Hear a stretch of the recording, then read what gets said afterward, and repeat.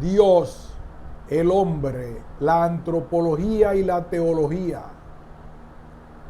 Una obra de Manuel Guerra Gómez. Continuación.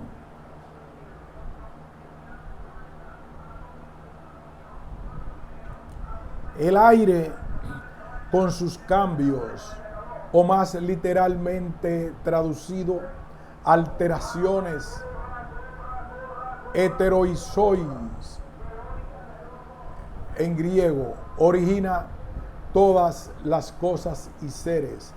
Por tanto, Anaxímenes y Diógenes de Apolonia enseñan una especie de panteísmo, a saber, el panenteísmo, conforme a su etimología: pan, todo, en, uno, teísmo, lo divino.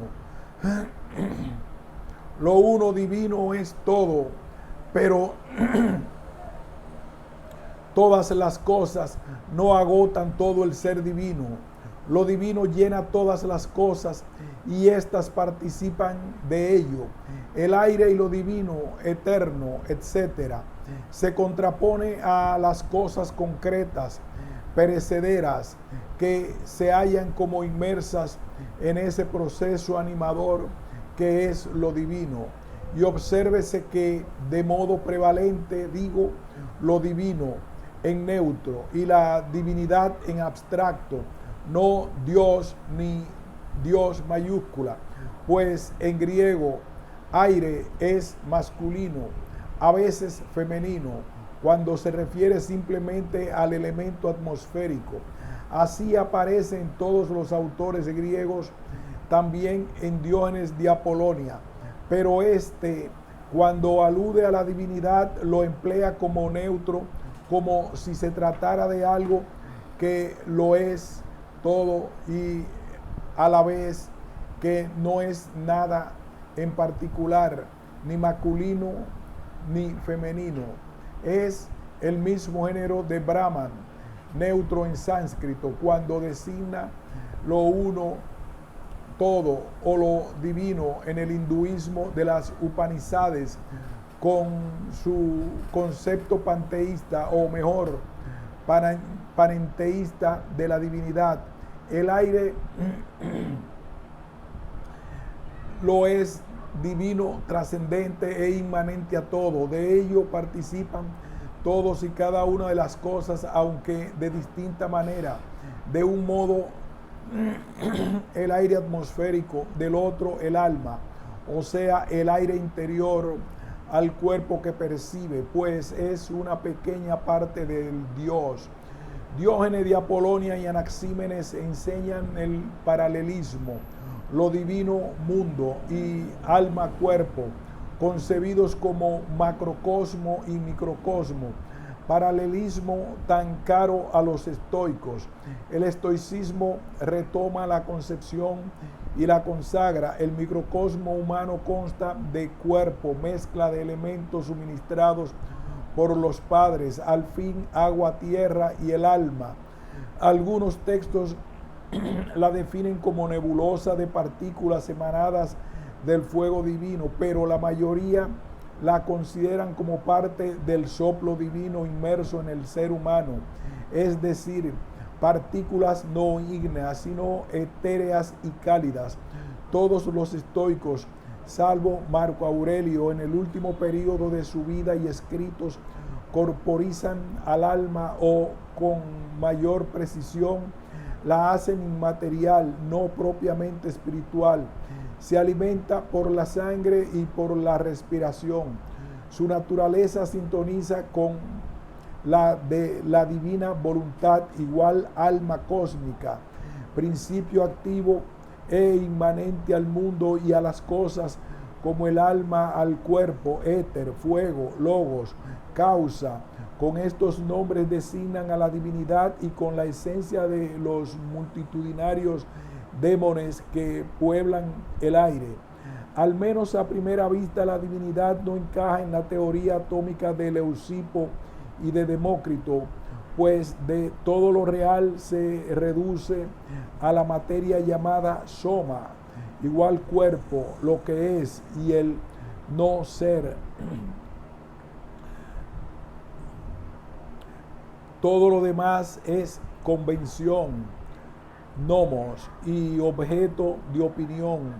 No hay posibilidad de una forma de ser y existir. Por tanto, queda descartado el espíritu, las realidades espirituales. Los cuerpos materiales constan de unidades físicas elementales, compactas, impenetrables, indeseables, llamadas por eso átomos, del griego átom, no cortado, indivisibles. Los átomos a su vez se componen de partes, de griego volumen, masa, molécula, del latín partes minimae, distintas solo ideal o conceptualmente, pero incapaces de existencia independiente. O sea, los átomos son físicamente indivisibles, teóricamente divisibles, si bien esta divisibilidad es atribuible a Epicuro, propiamente no a Demócrito. Los atomistas griegos, por tanto, previeron de algún modo los electrones, protones, neutrones, etcétera, pero no tal como han demostrado los adelantos científicos técnicos de nuestros días.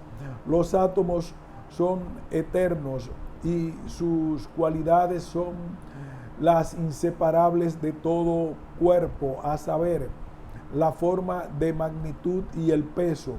Del torbellino atómico inicial se formó el cosmos y se fueron formando todas sus cosas, de acuerdo con las diversas agrupaciones de los átomos, su peso y sus formas que son infinitas. Los átomos se agrupan, nacimiento, o se disgregan, muerte de los seres, mientras se mueven sin cesar en el vacío infinito.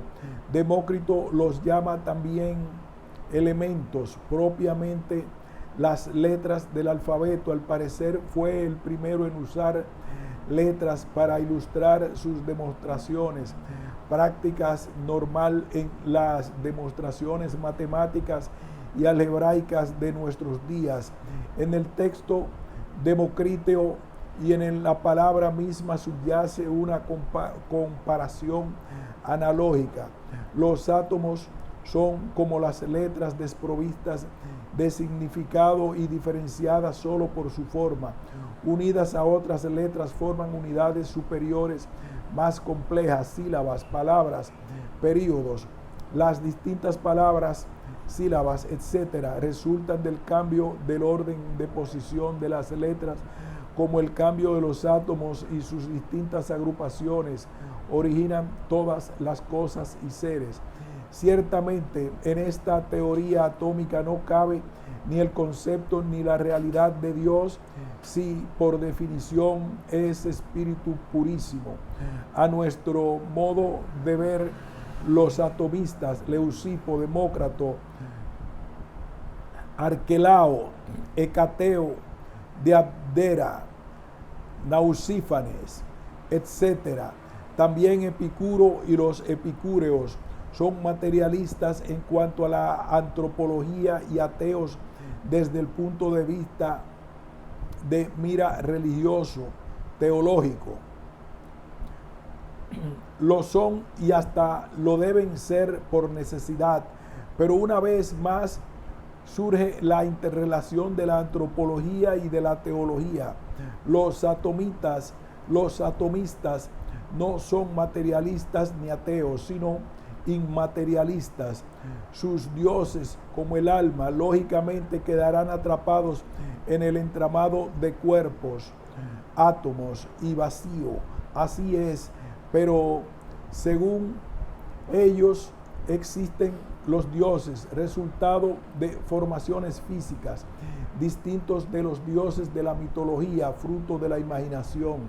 son dioses que residen y se mueven en el aire circundante de la tierra, sujetos a la ley de la decadencia y disgregación progresiva como todo lo compuesto de átomos. Resulta sorprendente que Demócrito designe a los dioses con la misma palabra, eidolon, imagen etérea, aérea, con la que Homero nombra a la psique y lo que del hombre sobrevive en el Hades tras la muerte, que según la definición clásica de Suidas es apariencia, aparición de cuerpo corporal, una cierta sombra aeriforme. Pero a juzgar por los testimonios conservados y citados, la teoría democrítea sobre las imágenes divinas es ambigua. Ciertamente admite la existencia de esas imágenes, especie de fenómenos psíquicos materializados, pero no puede precisarse si se identifican con los dioses o emanan de ellos. En el tratado ciceroniano de Natura Deorum expone la doctrina epicúrea acerca de los dioses. Uno de los interlocutores, el epicúreo C. Velleio: existen los dioses pero con apariencia humana. Hominis esse especie deus confitendum est. Esta especie o apariencia no es corpus sed quasi corpus, sintagma repetido una y otra vez. Esas especies no ayudan a entender, esas especies nos ayudan a entender qué es ese quasi corpus de la divinidad que Cicerón, no sin ironía, se declara incapaz de comprender y que, según él, debe provocar la risa incontenible hasta entre los mismos epicúreos. Según Cicerón, Epicuro tomó de la fuente de Demócrito el agua para regar sus jardines. También en lo tocante a la naturaleza de los dioses, Epicuro concibe a los dioses antropoideis al modo humano, con apariencia humana, y denomina su constitución por medio de la palabra leptomereia, condición de lo compuesto por partículas diminutas como los eidola o imágenes etéreas, nebulosas, umbrátiles.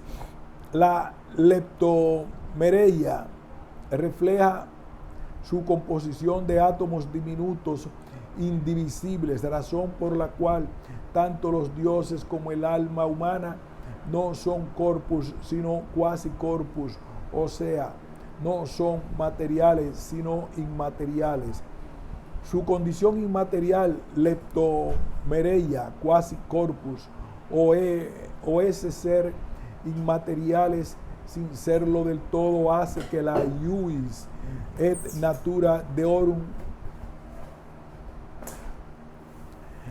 la esencia de la naturaleza de los dioses, sea tal que non sensus et mente cognatur, no son cognoscibles por los sentidos sino por la mente, por la razón, como si fueran realidades metafísicas espirituales, mas sin serlo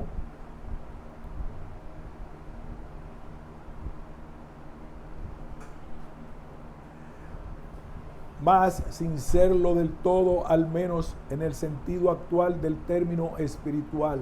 Los dioses existen, tienen esa naturaleza inmaterial como la del alma humana, pero no intervienen para nada en la vida de los hombres ni en la marcha del mundo. Ciertamente Epicuro no era uno de los escépticos cuyo número aumentó a finales del siglo IV a.C. Los dioses existen, afirma varias veces en teoría y con la praxis de su culto, y así lo reconoce su discípulo en el diálogo ciceroniano sobre la naturaleza de los dioses, según hemos visto. Más aún, el conocimiento que tenemos de ellos es enargués, tecnicismo epicúreo, que significa manifiesto a los ojos del cuerpo o del alma, visión clara, intuición, percepción inmediata en cuanto a las imágenes que son los dioses, o al menos emanadas de ellos, se imprimen directamente en nuestra alma por su connaturalidad o sintonía de su naturaleza, originando la koine-gnosis, conocimiento, concepto común a todos los hombres, universal. Así explica la universalidad de la creencia en la divinidad presente en todos los pueblos. Es la famosa epicúrea o captación anterior a toda percepción sensorial y a toda educación del espíritu humano, o sea, el conocimiento de la divinidad es natural e innato al hombre, a todos los hombres. Pero lo mismo, la inmaterialidad de los dioses y del alma humana no es un obstáculo, sino la razón misma del conocimiento natural, racional de la divinidad por parte del hombre. Pero es este el único influjo de los dioses en los hombres. Epicuro niega a los dioses la posibilidad de ayuda, hacer favores a los mortales. Por ello, desarraiga extrasit radicitus la religión y la oración. De ahí la conclusión ciceroniana: Epicuro verbo reliquice Deus restulice. Igual conserva a los dioses de palabra, en teoría, de hecho los elimina. Epicuro llega a esta conclusión al deísmo, empujado por un problema que ha golpeado la puerta de casi todos los sistemas filosóficos y religiosos, así como el corazón de casi todos los hombres, a saber, del mal y de los males. Epicuro lo plantea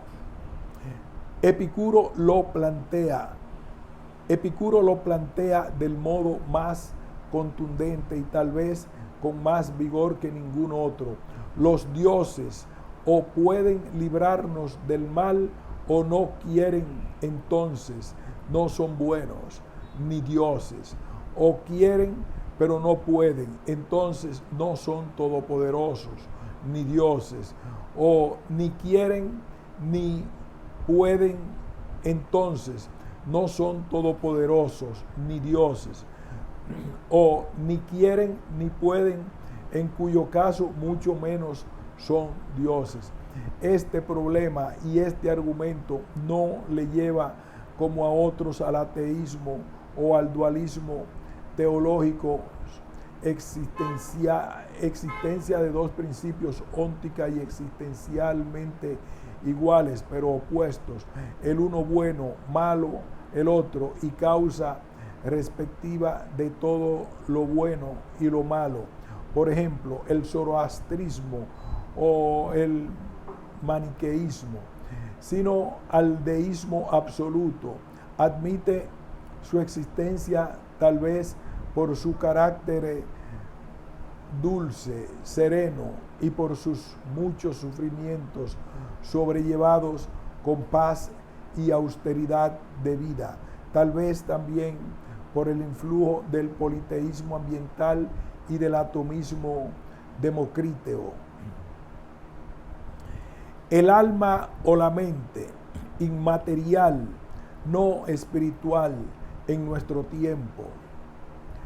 La constante materialista, o mejor inmaterialista, ya reseñada en cierto modo, se remonta a Homero, pues inmaterial es, según él, la psique o lo superviviente del hombre tras la muerte.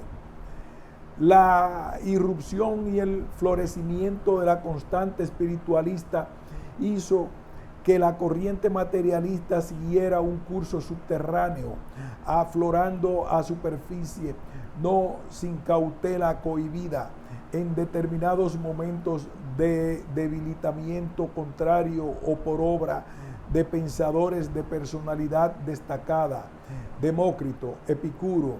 De ahí que en los siglos inmediatamente anteriores y posteriores al nacimiento de Jesucristo, el término alma esté enmarcado por connotaciones de evidente impronta espiritualista en Grecia y mucho más en Roma.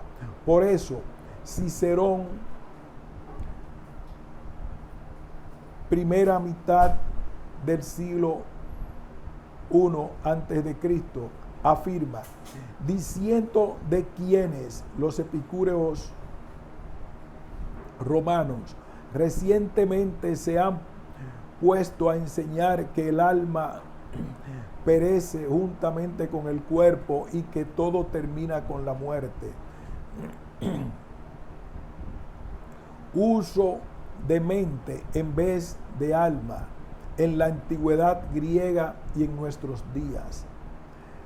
La creencia generalizada, neoplatonismo, religiones mistéricas, etc., explica que se intentara cambiar la terminología. La creencia generalizada, neoplatonismo, religiones mistéricas, etc., explica que se intentara cambiar la terminología. Llamaron mente al alma y divulgaron la sinonimia de estas dos palabras, quienes concebían el alma no espiritual e inmortal, sino inmaterial y perecedera. Tal vez fuera Lucrecio, epicúreo romano del siglo I antes de Cristo, el primero en explicitar la sinonimia de los términos alma, ánimos y mente, mentis. Lo que domina sobre todo al cuerpo es lo que nosotros llamamos alma, espíritu, ánimo o mente. Más aún, en el inicio mismo de su tratado epicúreo atomístico sobre el alma y la psicología humana, destaca el uso frecuente prevalente del término mente.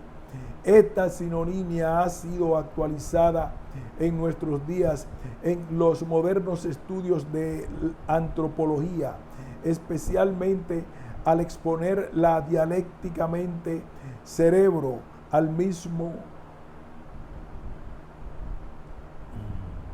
Esta sinonimia ha sido actualizada en nuestros días en los modernos estudios de antropología, especialmente al exponer la dialéctica mente-cerebro al mismo tiempo que aletea también la reacción al empleo de la palabra alma, por su referencia connotacional casi espontánea a la espiritualidad e inmortalidad del principio vital del hombre. La inmaterialidad de la mente-alma. Desde Platón, siglo IV y V antes de Cristo, hasta Kant, siglo XVIII después de Cristo, casi todos los filósofos afirman la espiritualidad e inmortalidad del alma. Manuel Kant las admite, pero las coloca dentro del ámbito irracional de la razón práctica.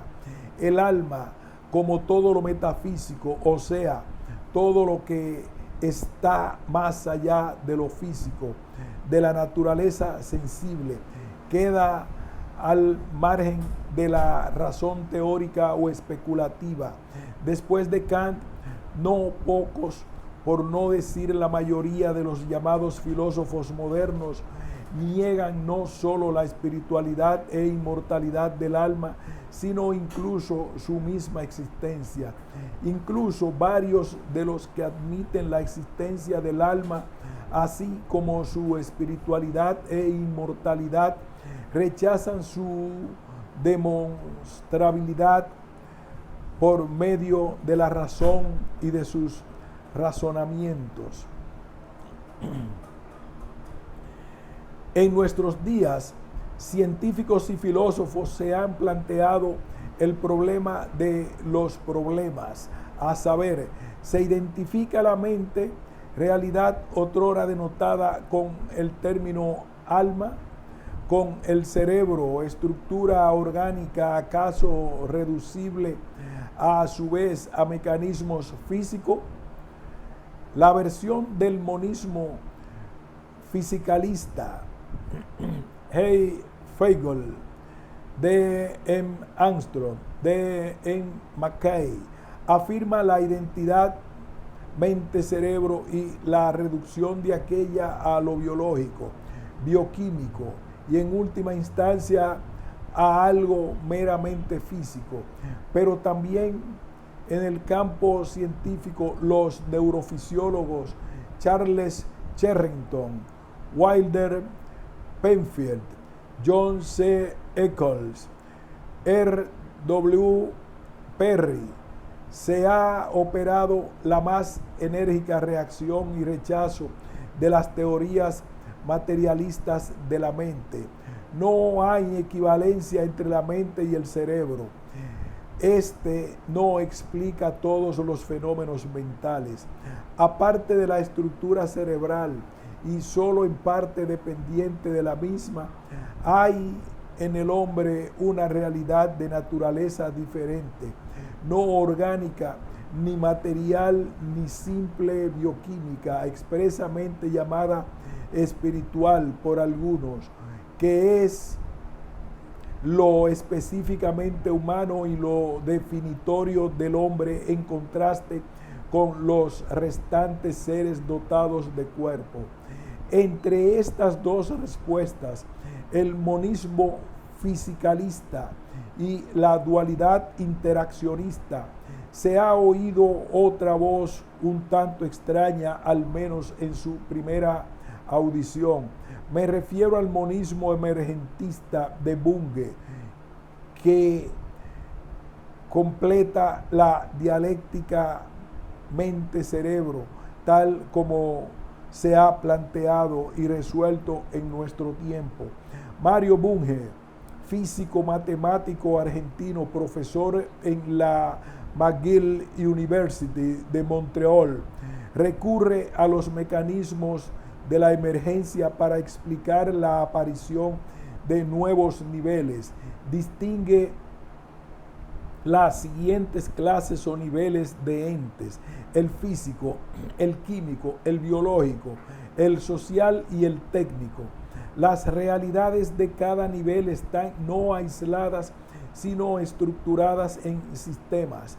Los sistemas de todos los niveles habrían emergido como de la tierra emerge la brizna de hierba, el césped, al germinar en el curso de un proceso de asociación de entes enraizados en los niveles inferiores. Los diferentes niveles no son sino grados o matizaciones de la misma realidad. Bunge admite una sola clase de substancia, a saber, la materia, e identifica realidad y materia. El postulado primero o central del materialismo afirma: un objeto es real o existe realmente si y solo si es material. Más brevemente, todos los objetos materiales y solo ellos son reales. O sea, que todo lo real es material y solo lo material es real. Mas lo material no se confunde con los objetos masivos, ni menos con los macizos o sólidos. afirmación verdadera incluso desde el punto de mira científico, al menos desde que los métodos científico-técnicos han descubierto campos sin masa tales como el electromagnetismo y el neutrínico. Y es verdad, pero no es verdad como él supone, que a esta clase pertenezca la psique o alma, la cual no, y es verdad, pero no es verdad como él supone, que a esta clase pertenezca la psique o alma, la cual de esta forma caería también dentro del campo específico de la ciencia. Bunge conoce la doctrina democrítea y epicúrea.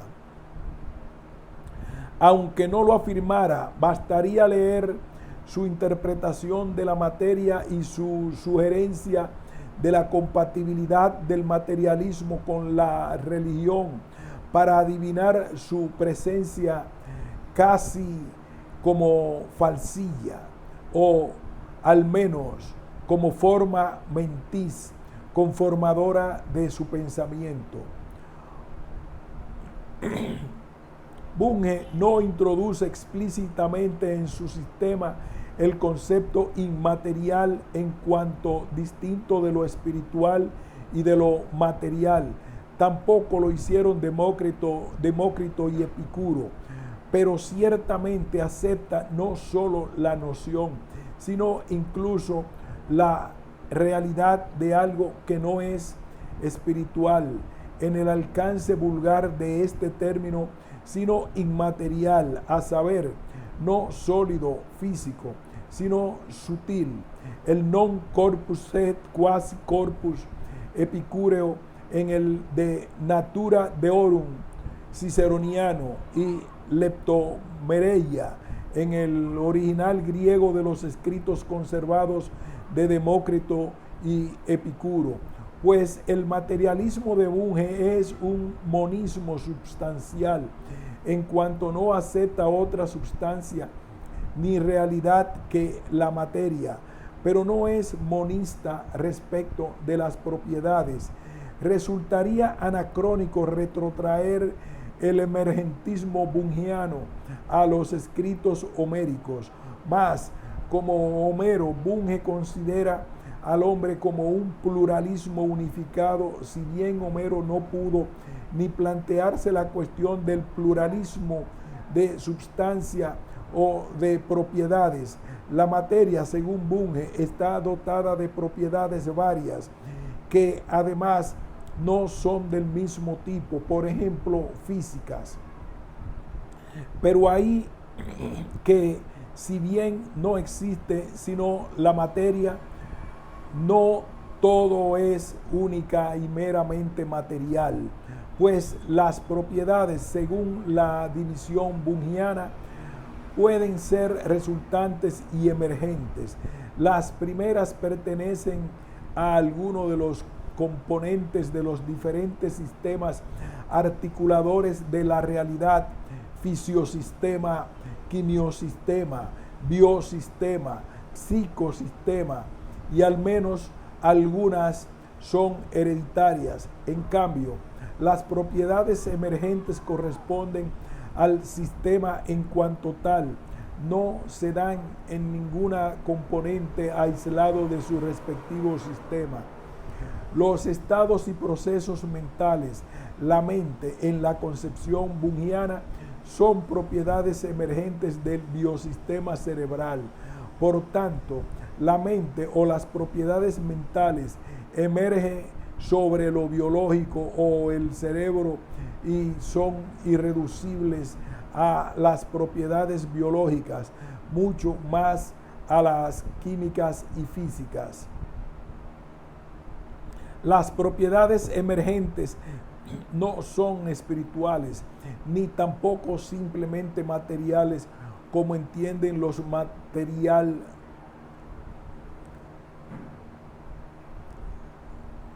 Las propiedades emergentes no son espirituales, ni tampoco simplemente materiales, como entienden lo material los fisicalistas, sino enraizadas en la materia, en lo físico y bioquímico e inmateriales. Aparte de la diferencia cuantitativa, un desarrollo o avance mayor en la misma línea o plano de lo físico y bioquímico, de lo cerebral, hay una ruptura en la continuidad bioquímica y una diferencia cualitativa. Sale así a superficie la corriente democrítea y epicúrea, obligada a discurrir soterrada durante casi 2 milenios por obra del florecimiento espiritualista cristiano en la doble vertiente de la antropológica, alma o espíritu espiritual e inmortal, y la teológica, Dios, espíritu purísimo. No deja de ser curioso descubrir algunas semejanzas en las líneas tectónicas del pensamiento e incluso en varios de sus elementos ornamentales de nuestro tiempo. Una vez más, las teorías aparentemente más recientes, de hecho, no son nuevas en cuanto a sus elementos básicos, sino remodelaciones de lo ya dicho y olvidado por muchos, por otros, entre ellos Bunge, conocido y estudiado. Existe una diferencia notable. Los presocráticos y los atomistas se movían en el plano filosófico, Homero en el poético. Sus intuiciones son luces bellas como las de los artificios pirotécnicos, pero como ellas, inconsistentes por falta del respaldo y rigor científico. En cambio, Bunge apela a la ciencia y en ella se apoya, y lo hace con un alcance extrapolado al identificar sin más lo científico como real. Por ello, solo la ontología materialista estaría en armonía con la ciencia contemporánea. Cae así en un reduccionismo epistemológico, la exclusión a priorística de cualquier método distinto del cientificismo técnico para alcanzar realidades situadas más allá de la materia, y la consecuente negación de lo espiritual son una frustración y degradación del hombre. El científico, habituado a la inmediatez de lo sensible y experimentable, corre el riesgo de verse aquejado de miopía metafísica o de incapacitación adquirida para captar lo espiritual. Este riesgo aumenta en épocas de embriaguez científica y sensorial como la helenística, tiempo del atomismo, democriteo y epicúreo, y la nuestra. Fin de este ensayo.